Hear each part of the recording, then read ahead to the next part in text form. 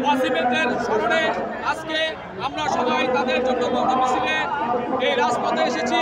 আজকে তাদের রক্তের বিনিময়ে ফ্যাসিস্ট বিদায় নিয়েছে, কিন্তু এখনো ফ্যাসিস্টদের দোসররা এই দেশে এখনো তাদের সন্ত্রাসী কায়েম করে যাচ্ছে। আমরা এই ফ্যাসিস্ট দোসরদেরকে প্রতিহত করতে চাই। তাহলে ওয়াসিমদের এবং এই শহীদদের রক্তের যেই বলি দিয়ে তারা আত্মস্বীকার করে গিয়েছেন, তাহলে তাদের আত্মার শান্তি পাবে। আজকে এই গণ-অভ্যুত্থানের মাধ্যমে যেই তত্ত্বাবধায়ক সরকার এসেছে, আমাদেরকে এখনো তারা পূর্ণাঙ্গ নিরাপত্তা দিতে পারে নাই, যার ফজিলতে এই ফ্যাসিস্ট যারা আছে, দোসররা যারা আছে, তারা এখনো বাংলাদেশে তাদের রাজত্ব কায়েম করে যাচ্ছে, সন্ত্রাসী কার্যকলাপ করে যাচ্ছে।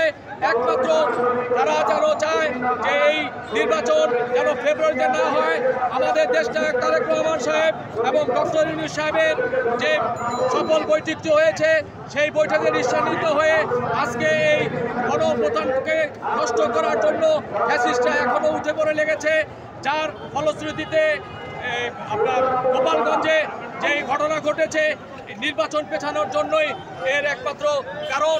আমরা সুষ্ঠু ও সুন্দর নির্বাচনের মাধ্যমে এই দেশে যেই আসুক তাদেরকে আমরা নির্বাচিত করে ক্ষমতায় দেখতে চাই এবং গণতন্ত্র সরকার প্রতিষ্ঠিত হোক।